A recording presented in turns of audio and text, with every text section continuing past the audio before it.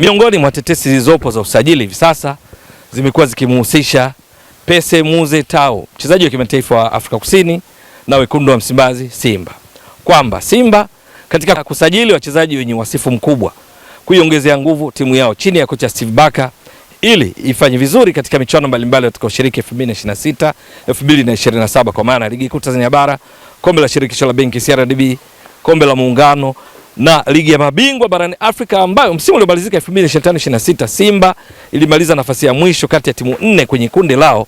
Basi ni pamoja na kumleta mchezaji huyu Pese Muze Tau, kwamba kuwapo kwake kutaongezea Simba uzoefu miongoni mwa wachezaji wao, lakini pia kutoa challenge, ushindani katika eneo la mwisho kwa maana viungo wa ushambuliaji na washambuliaji. Ikumbukwe Simba hivi karibuni miongoni mwa walio wasajili ni pamoja na kiungo ushambuliaji kutokea pembeni kushoto Keleso Makhalwa. Tayari kwenye mechi za kombe la Kagame ameonyesha kwamba ana uwezo wa hali ya juu kama aliyoonyesha katika ligi kuu ya Afrika Kusini PSL msimu uliomalizika akitoa assist 6 katika klabu yake ya Sekokune United, kama ambavyo msimu wa nyuma yake 2024-25 akiwa miongoni mwa wachezaji watatu waliokuwa wakiwania tuzo za mchezaji bora wa ligi kuu ya Afrika Kusini, yeye na Lucas Ribeiro aliyekuwa Mamelodi Sundowns pamoja na Relebohile Mofokeng wa Orlando Pirates. Basi Keleso Makhalwa ameonyesha kwamba ni ongezeko muhimu sana katika kufanikisha mipango ya kocha Steve Barker kwa msimu huu. Anapopokea mipira, kasi, chenga, kushambulia moja kwa moja kuelekea lango la wapinzani ni miongoni mwa sifa zake. Lakini wapo pia Ibrahim Dumbia, mfungaji bora katika ligi kuu ya Mali akiwa amefunga mabao 17 kwa timu yake Korofina akitoa assist 4. Ameonyesha kwamba anajua jinsi ya kuwakimbia mabeki na kwenda nyuma yao ili kujiongezea fursa ya kufunga, na tayari ameshafunga bao katika mechi dhidi ya Singida Black Stars walioshinda 2-1.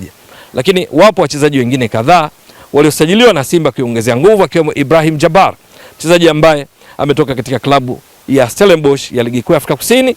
Lakini wapo akina Nathaniel Chilambo aliongezwa na Simba kuiongezea makali na kadhalika. Sasa ujio wa Pese Muze Tau, kama adili hilo linakuwa la kweli kama ambavyo hivi sasa lingali katika tetesi, maana yake Simba miongoni mwa manufaa tukiyokuwa nayo kwamba Pese Muze Tau yupo ndani ya kundi la Msimbazi Simba akitangazwa kuwa miongoni mwa wachezaji, basi kwanza ni kujiongezea nguvu ya kisaikolojia juu ya kuwa na wachezaji wenye wasifu mkubwa katika michuano mbalimbali hasa ya Afrika.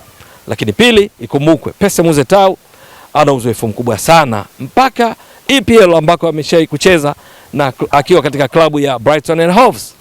Lakini pili ni kujiongezea nasibu ya kufunga, kwa maana kwamba namna ambavyo Pese Muze Tau anafahamika akiwa kwenye kiwango chake, kasi katika kuelekea lango la timu pinzani, anafungua safu ngumu ya upinzani na kutengeneza fursa za kufunga, ni jambo muhimu. Lakini kubwa zaidi la tatu ni kuwafanya wale waliopo wajue kwamba wanatakiwa kufanya cha ziada, kwa sababu atawafanya sasa kina Libasege, Elie Mpanzu Kibisawala, Anise Ura, Keleso Makhalwa, lakini Ibrahim Dumbia kwa sababu anaweza kucheza pia kama mshambuliaji kinara, basi wapandishe gemu yao, waongeze ubora, kwa sababu wanajua mwamba akiwa katika kiwango chake ni unstoppable.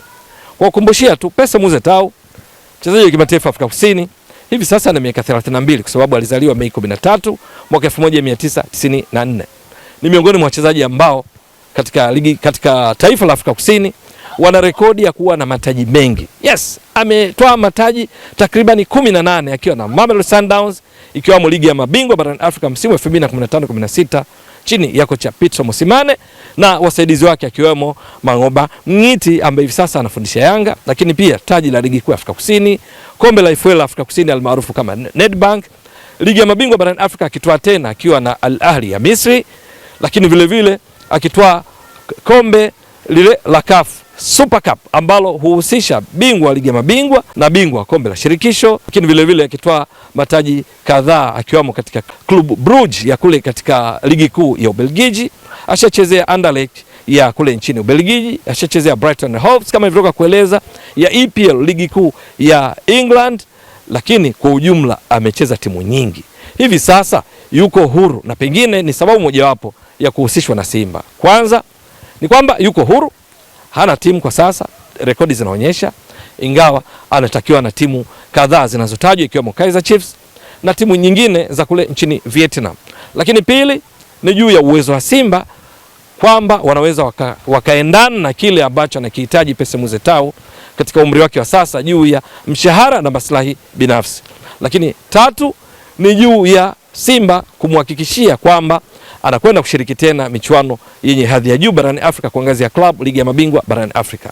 Kwa sababu hiyo pengine ndio maana Simba wanahusishwa na Pese Muze Tau, kwamba kwa hali iliyopo sasa Simba wana uwezo wa kumudu gharama zake, na kwa kuzingatia kwamba anapatikana bure, hakuna gharama za ziada za kulipa timu inayomiliki. Kwenye msimu uliomalizika 2025-26 Pese Muze Tau alikuwa katika klabu ya Nam Dinh ambayo inashiriki ligi kuu ya Vietnam V-League, timu ambayo imemaliza ligi ikiwa katika nafasi ya 6, yeye akiwa miongoni mwa wachezaji wake. Hakucheza mechi nyingi Pese Muze Tau, alicheza mechi 9, akapiga mashuti 13 na kati ya hayo akafunga bao moja. Timu yake ilimaliza nafasi ya 6, mechi 26 katika ligi yao ikiwa na pointi 35, imefunga mabao 33, imeruhusu mabao 32. Yale 33 yeye ni mmoja wao aliyefunga. Lakini kwa ujumla tu mechi alizochezea hii Nam Dinh kabla ya kumaliza mkataba wake na sasa kuwa huru ni mechi 22, akafunga bao moja, hilo alilofunga katika ligi kuu ya Vietnam V-League, halafu akatoa assist 4. Ameachana na Nam Dinh kwa sababu Nam Dinh, miongoni mwa sababu kadhaa ni pamoja na klabu yake hii ya Dinh imekumbana na mtihani kwamba lazima ipunguze wachezaji wa kigeni.